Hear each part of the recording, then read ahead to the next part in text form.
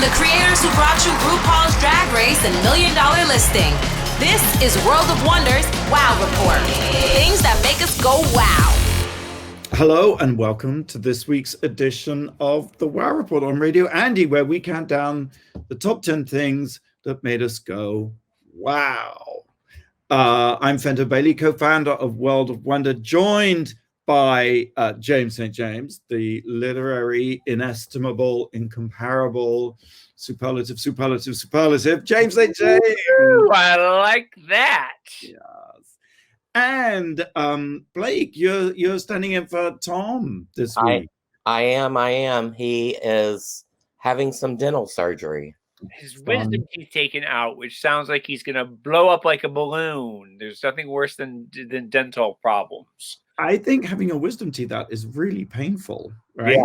Yeah. So we're sending good vibes to Tom. Of course, we continue to be remote and locked down as the extreme lockdown here in Los Angeles. Where if we go to move our cars from one side of the street to the other, we are going to be ticketed and thrown in jail. If we go to the grocery store, we may be stopped and asked to see our papers.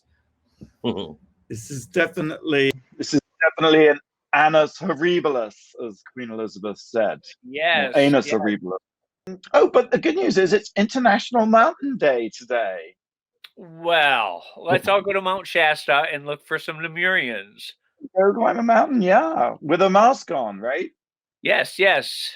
Take a hike. Well, the Lemurians is an ancient alien race that are supposed to live in Mount Shasta, which is the mountain that you can see sometimes on clear days that has the snow cap on it. They're out here in California. Yeah, they're 10-foot aliens that were from a city of Lemuria that they cultivated, and then it sunk, and so they all went and stayed in Mount Shasta. And sometimes you can see them. They look a bit like Gandalf from the Lord of the Rings. Oh, good. Well, we're going to be talking a little bit more about aliens in this episode, I believe, as we count down the top 10 things that made us go wow this week. Number 10, Blake. Number 10. So I'm actually in Arkansas right now. I had to come home for a death in the family. Oh. But I flew into Houston because my little sister has been travel nursing still, and we drove home. I had to stop at a small mall in Lufkin, Texas, and I'll be damned if half of the people in there were either not wearing a mask, or they were on their phone with their mask pulled down, or the nose was out. So, thankfully, this week, vaccinations began in England with Margaret Kennan, a 90-year-old woman, was the first. And the second in the UK was a man named William Shakespeare. How? Well, now, that brings up the point. If you were asked to be on the front line or be one of the first people, would you do it, or are you going to wait a couple months to see the results? I think I would go ahead and do it.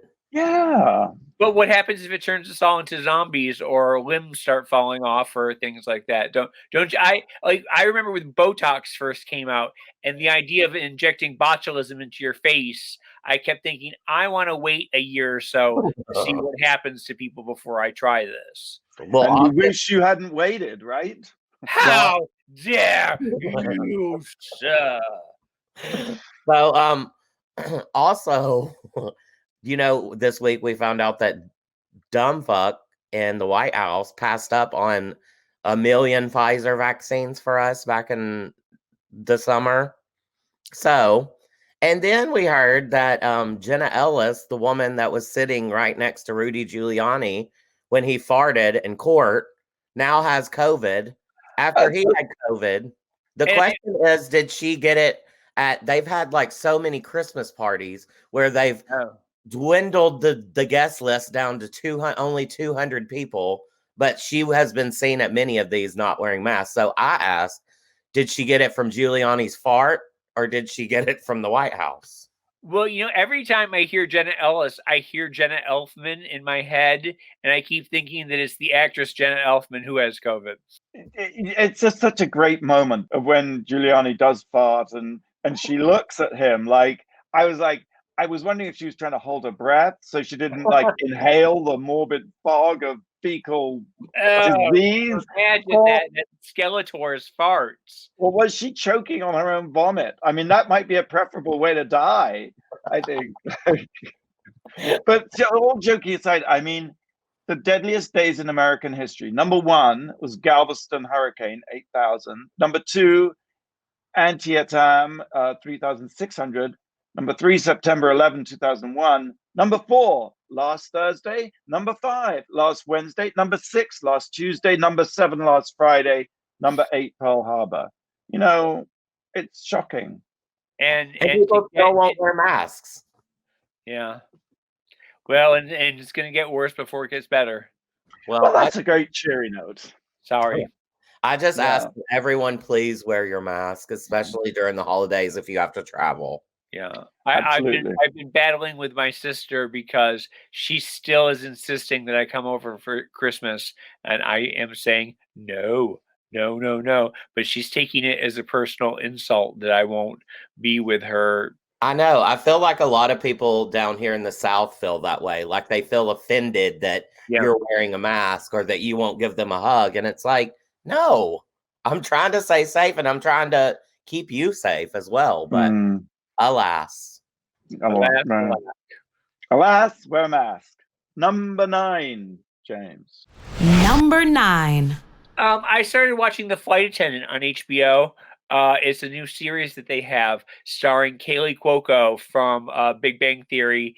And she was also, I think, give her an Emmy for her work on Harley Quinn, the cartoon she's doing. She is so good on that. And she's really sort of proven that she really does have acting chops on this. She plays a party girl. She's a flight attendant on an international flight, on an international airline, and she's a party girl. And everywhere she touches down, Bangkok, Tokyo, Paris, Berlin, she's at the parties and she's in her little cocktail dresses and she's sleeping with all the guys and she's going to all the clubs and she's doing all the drugs. And then she just barely makes it to the flight the next day, each day.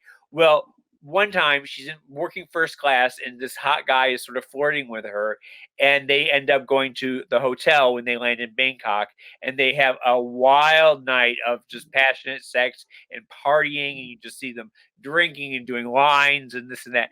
And the next day she wakes up just as she's late for the plane, and she looks over and his throat has been slashed and he's covered in blood. He's dead as a doornail, and she panics. She doesn't know what to do. So she starts cleaning up the mess that she sees around her. She cuts herself, which of course leaves some blood there. She accidentally leaves her ID behind, and she gets on the plane and she's trying to pretend nothing has happened. And there's like a marshal on the plane staring at her, and she's all nervous. And then afterwards, when they get off the plane, they're all brought into a room by the Interpol or whatever, and they're all talked to.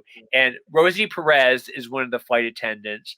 Zosia Mamet from Girls, Zosia Mamet, David Mamet's daughter, is her best friend.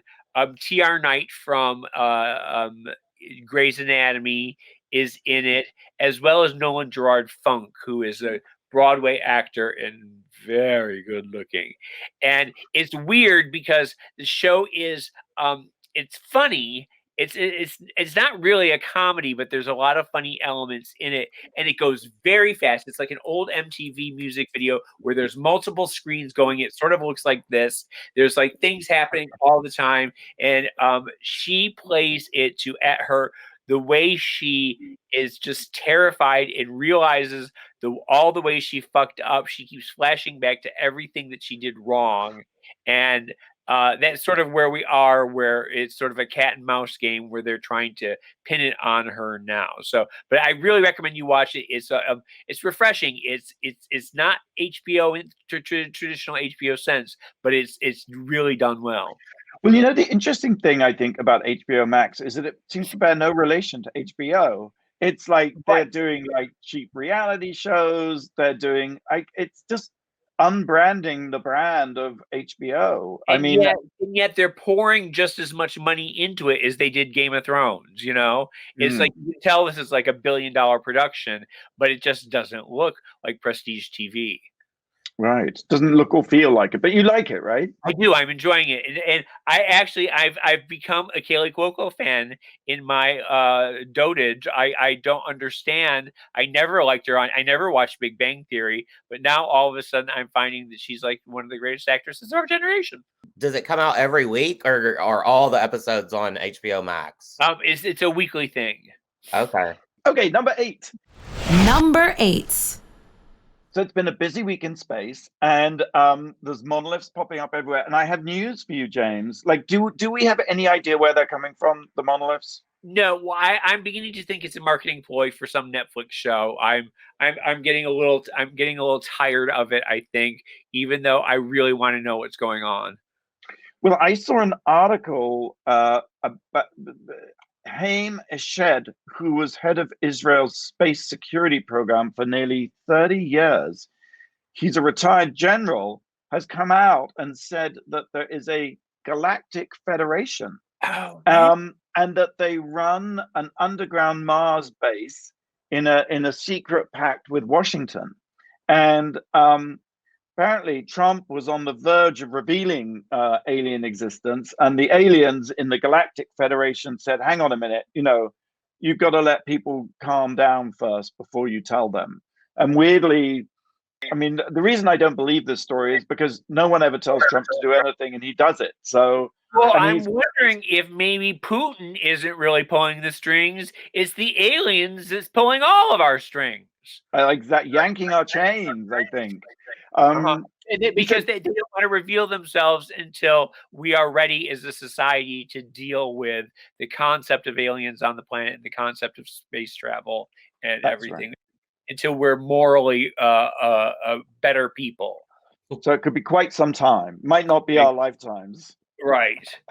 But also, so they built this base underground in Mars, and they're here to study the fabric of the universe, which is also in the news this week because the European Space Agency have released a new picture of the Milky Way. And it's absolutely incredible. We'll post it on the WoW Report. It's got 1.8 billion stars in it. And there's an animated version that is on YouTube that we'll also share. It's absolutely incredible. And I didn't realize, maybe you knew this, that at the heart of the Milky Way is a giant black hole. Did you know this? Oh, okay. Sagittarius A** is and Earth is quite close to it. We thought we were. Are we talking close as in we are 1 billion years away from it, or close as in tomorrow? 27,700. We thought we were 27,700 light years away, but it now turns out we're actually 25,800 light years away. So we're much closer than we thought we were to the black hole. But the only thing is a light year is 6 trillion miles. So I guess I think this is another thing that won't be in our lifetime, but it is something to keep in mind. We are drifting towards the black hole, right? We're just going to get sucked away into a black hole. Is that what this is? Yeah. That's our ultimate destiny. Yes, Sagittarius A**. That's where we're all going to end up. Oh. All right. Well, that's all I got for that. So I know that the SpaceX, they were going to have a launch and they had to postpone it. So of the rocket that's supposed to take us to Mars. So, that's Tesla's, Elon Musk's thing. Should we take a break? Let's do it. Let's take a break. I've got a question. Since today is International Mountain Day, we know that the biggest mountain on Earth, or the highest mountain on Earth, is Mount Everest.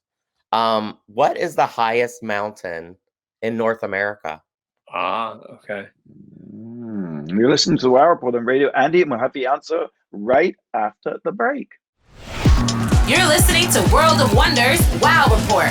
Things that make us go wow. Hello, welcome back to the WoW Report. I'm Fenton Bailey here with James St. James and sitting in for Tom Campbell, Blake. Hi. I had a question for you guys. Today is International Mountain Day, and we all know that the highest mountain in the world is Mount Everest. What is the highest mountain in North America? Well, I'm going to say Pikes Peak. And I'm just going to say Mount Shasta because we've been talking about It's probably the mound of shit that Trump's been spewing. Trick question. But it's actually Denali in Alaska. Oh, okay. So there you go. Speaking of really big things, I just want to give a little bit of a plug for the new album from the Frog Destroyers. It's out now with the lead single, Her Majesty, and we just dropped the new single, Big Ben, because I think we all love a really big clock, right, James? Exactly. You know, I was watching the WoW Report. I was watching the WoWie Awards. They were absolutely fantastic, and I love the single. Check out Big Ben. It's the new single. It's the second single. It's really good. It's available on iTunes, etc. Okay, so we're counting down the top 10 things that make us go wow, and we've reached number 7. Number 7. Have you guys seen the Mariah Carey Magical Christmas special? I certainly have, and I loved every single second. Just loved it. I have to say I really liked it too. And I was into Christmas Mariah Carey before it was cool. Like, I've been listening to that first record since like 94. So her being I can go one better than you. I have actually seen the Christmas show live in person at the Beacon Theater in New York. That is amazing. So it opens up with Tiffany Haddish reading the story, and Mariah kind of has to. She's Santa's secret helper to bring holiday cheer, and Santa calls her because this year, you know, we need more Christmas cheer than ever. So she goes to the North Pole and is supposed to put on a Christmas show, and it's really good. But my favorite part of the entire thing is her outfits and her hair. Of course. Her first outfit is this awesome. It kind of reminded me of RuPaul from the first season poster of RuPaul in the motocross outfit, but it's all filled with like sequins and snowflakes, and then she comes out in like my favorite gown, I think, was this gold sequin number that had a split up to there, you know. And my favorite hair was this feathered hair. It was amazing. But anyway, the connection, Art Kahn, who actually won an Emmy with Zaldi last year for RuPaul's Drag Race, he was on set for this. He helped out with this show too. And I have to say, he did an amazing job. It's really good. Billy Eichner's in it too. He plays the sort of lead elf. Yeah, Billy Eichner's in it. Snoop Dogg shows up. That's hilarious. Of course, the Ariana and Jennifer Hudson. I think that may be one of my favorite songs of the moment. Yeah.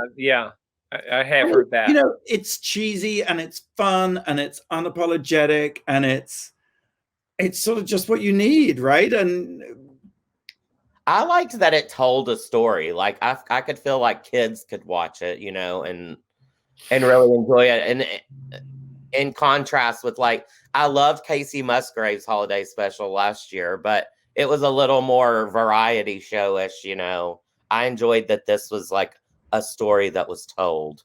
So I think you should probably check it out, James. It's only 40 minutes of your life on Apple Plus. Okay, yep. And I will set aside my Mariah meh.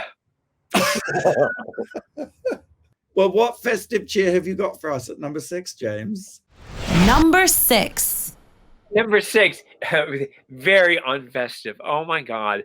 I finally, 6 months later, have watched Midsommer. It's like a year and a half. A year and a half. God bless me. I'm so sorry. I don't know why. I had cultural blinders on. For some reason, I resisted watching it. Well, After watching, I did The Undoing one night, and like Fenton did, till 2 a.m. I watched the entire series, and it's draining. It really takes a lot out of you because it's relentlessly grim and relentlessly just uh, exhausting what they go through. So I was in a weird mindset anyway, and then I had, like I said, I had an argument with my sister that was about a 5-hour long argument, and it was like in 1975 you did this, and in 1981 you did that, and we went back and forth, and I was in a really terrible mood. So I did The Undoing, I had an argument, and then I went straight into Midsommer, and it fucked me up. It really did a number on me mentally. It's taken about 4 or 5 days for me to get out of this. Like, I mean, from the onset, you know what's going to happen in Midsommer. Like, there's just no two ways about it. They go to a pagan festival in Sweden, and from every burnt offerings, fire, the Wicker Man, everything, that these things do not end up well for outsiders going to some festival that's been going on for 1,000 years. And you see it coming, and they drag it out, and it finally happens, and it's just, I don't know. It is really, like I said, I think I need to go to therapy after this one. You seem to be still suffering from it. I was going to say you feel a little traumatized, or I was very traumatized by it, and I know these movies, I've seen a million of them, but for some reason this one played out. I was just, it just shows that so much of your movie going experience depends on how you go into the movie, whether you're open to it or not. I saw that and Joker on the same night. My friend Steven had screeners, so I was a little in the cups, which is how I think you should go into movies like this. Then you don't take it that seriously, because I feel like if I wouldn't, I would have been in a funk, just like you're talking about. Did you enjoy the movie, though? No, no, not at all. It was beautifully done, and I don't think we can underestimate what drones have brought to movie culture. Every single movie has those marvelous drone shots now, where you are getting this big, wide, expansive view of things, and it really has changed. It is the it's the biggest innovation in 21st century cinematography. And even in The Undoing, you have that wonderful scene where she's at the party, and all of a sudden you see outside the building, she's in a skyscraper, and this drone shot pulls back from the window, and you just get the wider and wider view of Manhattan. And that never could have been done. You'd had to have had a helicopter, and it just wouldn't have been the same thing. The cinematography in Midsommer is amazing. The acting, Florence Pugh, is that who it is? Yeah, she was really good. But I don't know if I'll ever be able to watch it again. And Full Frontal. Yeah, there was some Full Frontal, and then that was a nice little respite. I love the colors. Yeah, and the outfit at the end where she's all covered in flowers. Mm-hmm. Before she gets served in a satanic feast. Yes, and he's in the bear suit where they carve out his guts and plop him in. I love that. Oh my God! It's very Star Wars, isn't it? That's Midsommer on Prime Video. All right, number 5.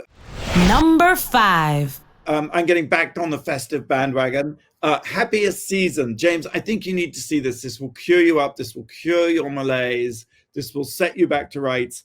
It's Clea DuVall's very merry same-sex Xmas. Yeah, she directed this movie. I love Clea DuVall. I can't remember what movie she was in, but she's always been just very attractive, and gamin, I suppose, is the way. Now, I do remember when she came to your house. I do not. It was during Party Monster, and you hosted a party at the house, and Natasha Lyonne came with Maya Rudolph and Clea DuVall, and we had never heard of either of them. Maya hadn't joined Saturday Night Live yet, and it was just these three, and Chloe was there, Chloe 70, and they were just the hippest girls in the room. Yeah, and it was really just literally, it was like just the six of us. Throwing a fabulous party, and I have no recollection. Actually, it's a bit like my experience of this movie, because I sort of watched it through a fog of eggnog, and I can only remember bits and pieces, but they're very happy bits and pieces. I think Clea DuVall's actually a great director, too. And Kristen Stewart plays the love interest. And basically, I do love Kristen Stewart. I love her. And it's basically a young woman who has a plan to propose to her girlfriend. And then she invites her home. One of the girlfriends invites the other girlfriend home because the other girlfriend is an orphan and has no parents and doesn't like Christmas. So the girlfriend invites her home. And the idea is that I'm making a complete mess of this. There are two lesbians having a relationship. One is an orphan and the other decides to invite her home for the holidays. And the orphan is the idea of proposing over the Christmas holiday. But yes, James, exactly. She has not come out to her parents. Her parents don't even know she's gay. And her dad is running for mayor. He's played by Victor Barber. I love Victor Garber. Yeah. And Dan Levy has been left in charge of the fish back at at home. So he's got a little bit part. And oh God, what's her name? Mary Steenburgen is the wife. I love me some Mary Steenburgen. Yeah. From right here in Little Rock, Arkansas. Is that a fact? Mm-hmm. So, but she goes home and suddenly realizes that her girlfriend doesn't want to have anything to do with her and is pretending to have boyfriends and isn't out in front of her parents and doesn't want to fuck up her dad's re-election for mayor or election for mayor.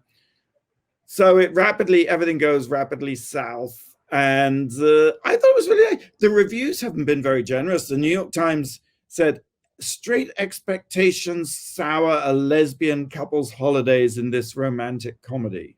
Oh, I suppose. Well, I do think there is something to be said for the fact that we need to move on from coming out stories and just have a regular story about two women who are in love and some problem that doesn't involve coming out or the old killing the gay trope or torturing the gay. Just have a happy story that has nothing to do with any of the stories that we've been telling for 40 years.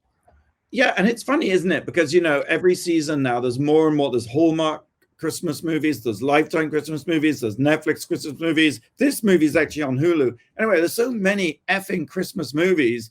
It's surprising that this must be one of the only gay ones. I think maybe there's another one. I think there's one coming soon. I think it releases on the 13th. But I forget the name. It's about two gay guys and it's like a ranch hand. It's kind of like Brokeback, except a rom-com Christmas movie. A rom-com Brokeback, just what we needed. Love Clea DuVall. I love this movie. It really is feel good. James, you're completely right. We do need to move on from the sort of coming out story. And I suppose in a way, this does it by putting it in a Christmas context. And needless to say, it's you can just see the drama all leading to a climactic denouement in front of the Christmas tree on Christmas morning. And will people do the right thing and things of that nature? I will definitely check this out because I do love me some Kristen Stewart. Yeah.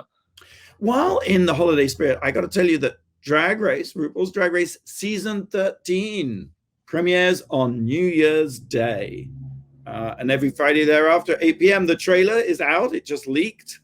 So yay. There was a meme that when it was going around, it was a TikTok that showed the Sue, what was her name from Glee? Jane Lynch. Yes, and Jane Lynch is pushing somebody down the stairs, and they fall down the stairs, and it says that this is what Ru is doing to the intern who leaked the thing. Intern who leaked the trailer. The actual footage of RuPaul punishing the intern for leaking the footage. And it will be on Wow Presents Plus worldwide, excluding US, UK, Canada, and Australia. All right. We'll take a break. You got a question, Blake? I do, of course, of course. Since we're talking about so many holiday films, what is the highest grossing Christmas movie of all time? I think I know what it is. You're listening to the Wow Report on Radio. Andy will be right back with the answer. You're listening to World of Wonders Wow Report. Things that make us go wow. Welcome back to the Wow Report. I'm Fenton here with James, St. James, and Blake. So what was the question, Blake? What is the highest grossing Christmas movie of all time? Maybe are we putting Die Hard in there, or I'll tell you it's not that. Die Hard Okay, is a good guess. maybe How about Elf? Bing Crosby's White Christmas? Or maybe It's a Wonderful Life adjusted for inflation? But I'm thinking it's Elf or something like that. Or That's Mr. Smith Goes to Washington. That's a Christmas movie, right? Those are good guesses, but you're wrong. For the longest time, for 30 years or so, it was Home Alone. Sure. Until 2018, The Grinch. What? Right? That I Jim was sure Carrey atrocity? I was sure it was still Home Alone, but Wikipedia never lies. All right, well, we're counting down the top 10 things that made us go wow, and we've reached, I think, number 4. Number 4. Yes, we were talking about the monoliths earlier, and one of them just popped up on Isle of Wight in the UK. Ah, it's near my hometown. I go from Gosport, which is just across the water from the Isle of Wight. Well, the Isle of Wight as a kid a lot. Love the Isle of Wight. Oh, it's so gorgeous. Well, we have a little connection then, Fenton, because for Black Friday, I've been wanting to do this for forever, but I signed up for Ancestry.com. Not the DNA swab or anything, but where you just build your family tree and with the leaves that give you hints and stuff. I've tracked back my Jacob side, my namesake, 9 generations back to the Isle of Wight in UK. What? Who would have thunk it? Where in the Isle of Wight? Do you know which town? I don't. I mean, I could tell you. I don't know off the top of my head, but yeah, one of the small towns. I have several relatives that came from the Isle of Wight. I can't believe it's so near your hometown. All the towns on the Isle of Wight are small. But interestingly, Britain once had a space program, and it was based at the end of the Isle of Wight at the Needles, which are these chalk cliffs. And I once went on a camping trip, and we just walked around this abandoned, empty space center. Amazing. That is amazing. I also found out that on my grandma's side, the Jacob side, we go back to Canada.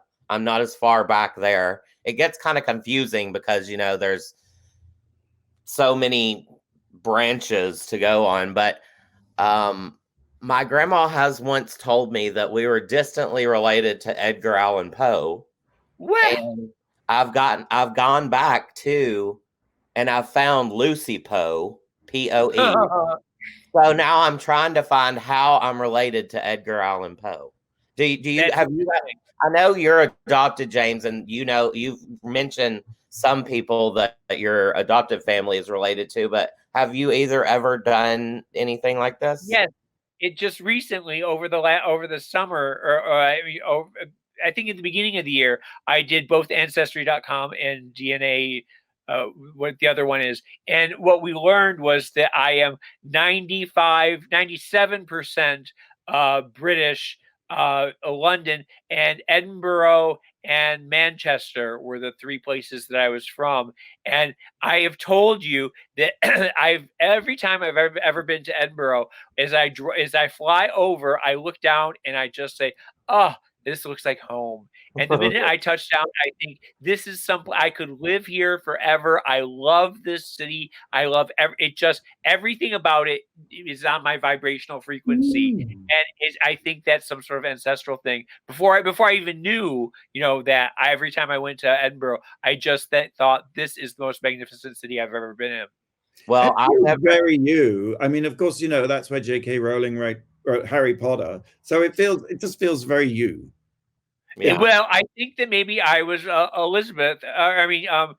Queen Mary Mary of Queen Scots. of Scots. Mary Queen of Yeah, Scots. I think that was because I look up at that castle and I just think, well, that's home. I should be living there. Hmm. Well, I just got my passport right in time for everything to shut down this year. Sure. So as soon as I get it back up and running, I want to go to the Isle of Wight and check it out. I would love to take you. I'll take you to Cowes and Yarmouth and all the sites of the Isle of Wight. It's a lovely place. That's nice. This is such a feel-good show today, isn't it? Well, we haven't gotten to my next subject, so okay. Well, here we are, number 3. Number 3. Okay, I want to bitch a little bit about Luke Evans, the actor, who is a very handsome man. He's had a lot of he's had a lot of success, open gay man, very good looking, has a boyfriend, everything like that. He gave an interview in which he said, very just sort of off the top of his head, "Oh no, I've never been in the closet, not once, not ever. I've always been out and always been gay." And it created a firestorm of controversy because, god damn it, he was not. That is not the case. He was an out actor in London who did a lot of stage play. He was in Taboo. He played Boy George, I think, in one of the Boy George. He did a lot of very camp things, and he was very well known for being gay. He came to America, and the minute he came to America, he got some weird management team who told him that it would kill his career if he was gay, and he immediately went back into the closet. Famously went back into the closet. The management team set him up with a girlfriend, a publicist, and he and his gal pal were constantly seen and placed in page 6 items together. How, Luke and his girlfriend, blah, blah, blah. And he went along with this. And then it wasn't until a few years later that he came out again and said that he was gay. And now everybody, and I wish Tom was here because Tom and I would argue about this vociferously. I come from an era in which outing was very important, the ACT UP era. And I am always believe that if you can help the children, if you can do something good with being an out celebrity, that you should. But knowing that everybody has the right to come out in their own time, and there's nobody for us to tell you when you can come out, when you can't come out. My only problem with this is that he is lying. It's a bald-faced lie that he did not come, that he was always out of the closet. And I find it just reprehensible. I find it repugnant that he would sit there and just lie to a journalist and say, I've always been out and I was never in the closet, because by God, there is. And I do remember, like Colton Haynes, blogging about his homosexuality and getting a cease and desist order from his management company saying that we will sue World of Wonder. And it was a whole big deal where I had to take back I had to say he wasn't gay, even though I knew that he was.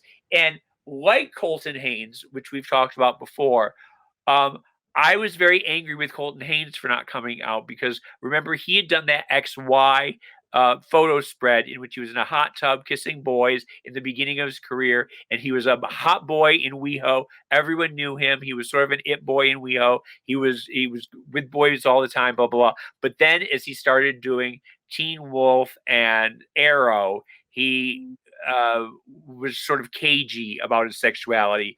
And it wasn't until there was an interview in which he said that his stepfather had committed suicide when he found out that he was gay, and it caused him all sorts of post-traumatic stress over the issue, and that's why he was in the closet. And I realized that I had been very vocal about outing Colton without knowing the backstory.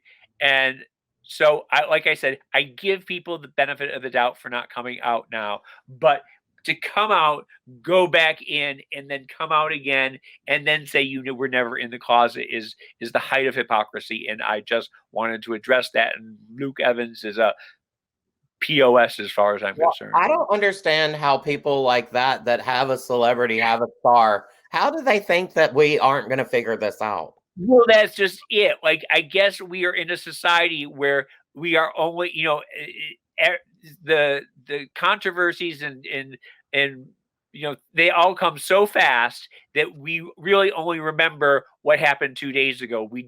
Nobody bothers to look 6 years ago what was happening. So you can sort of bullshit your way because very few people check up on it. Something like this happens where, it's just when people bold-faced lie like that and they have a star or they are a celebrity. I don't understand where they get off thinking that. What has the last 4 years been other than bold-faced lies? Yeah. From celebrity. Totally. Yeah. And I think the abundance of those lies enables other lies like the one James is talking about too. Mm-hmm. All right. Well, moving on to number 2. Number 2. I was going to talk about the 12 Dates of Christmas, the rom-com reality dating show on HBO Max. But every time I try to watch it, I just can't get through it. It's so awful. So I'm just not going to talk about it. In fact, it's saved by the bell because up pops Bill Coleman sent me a poster for a film called A Recipe for Seduction. Have you heard about this? We all have our secrets. His just happens to be A Recipe for Seduction. And he, of course, is Mario Lopez. And the trailer says breathlessly, Mario Lopez is Colonel Sanders. Wait, hold on, because God bless the KFC. They do have some fantastic marketing ploy. I don't remember if you remember, they had the nail polish that smelled like chicken. They came out with a modern romance novel, like a bodice buster about Colonel Sanders. They do a lot of really fun things. The Crocs. The KFC Crocs. But we'll talk about this in a second because I was all excited about this movie, and then Mario Lopez stepped in it recently, and I don't know if you want to address that. You might have to address it for me because I'm not aware of what he did. I know he's on the Republican side of things. He's very Republican. And do you know Candace Owens? Is she on your radar? Oh yeah. Yeah, the horrible right-winger, transphobic, homophobic.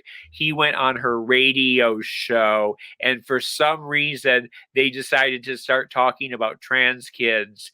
And Mario Lopez said, I think it's dangerous to allow trans kids to get, the pubescent blockers and things like that. And he went off on this rant that just made him come off in a way that we've always loved Mario. In fact, we've worked with Mario on a couple of projects here at World of Wonder, and we always really liked him. But it's weird to think that he had that side to him that we didn't realize.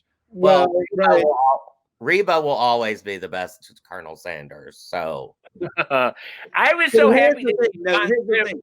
I've watched the trailer. There's a 60-second trailer. I mean, by the way, this is a mini movie. So, and my inside sources tell me it's actually 15 minutes long, which I think a bit ambitious calling it a mini movie. Maybe you should really call it an infomercial.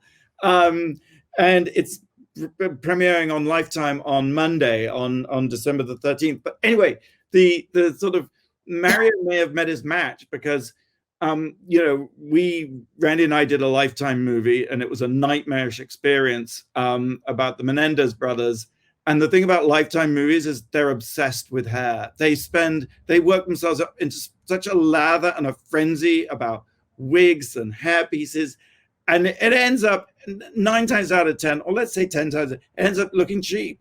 And it seems the more they care about it, the more cheap it looks. And we went through this with the Menendez brothers, and we had a tiny little toupee for one of the it was redonkulous. Well, here's the thing. Mario Lopez's hair in this, as you'll see in the trailer, it looks like someone just got some chalk dust and grease and just combed it through his hair. It looks ridiculous. It looks It looks ridiculous. And I know that executives at Lifetime were spending months having meetings and doing Zooms, I'm sure, endlessly about hair, because it's just, for some, it's a bizarre network fixation. They obsess about it. They put so much energy into it, and they always end up getting it wrong. And they've really done well this time with the Colonel Sanders hair on Mario Lopez. I've never seen anything like it in my life, but I still can't wait to see this. I'm very excited. I'm going to be watching it too, definitely. Well, mark your calendars. Lifetime original mini movie presented by Kentucky Fried Chicken debuts Monday, December the 13th at noon. And also mark your calendars, because our special homeschool musical class of 2020 premieres on HBO Max next Thursday, December 17th. When we come back, we'll reveal the number one thing that made us go wow this week. You're listening to the Wow Report on Radio Andy. You're listening to World of Wonders Wow Report. Things that make us go wow. All right, welcome back. You've been listening to the Wow Report. We've been counting down the top 10 things that make us go wow. We've reached number one. James. Number one. Well, I don't know if you saw this. It was a 15-second clip that went viral where Nigella Lawson was making something. She was stirring something, doing what she does best, and she says she said to put it in the microwave.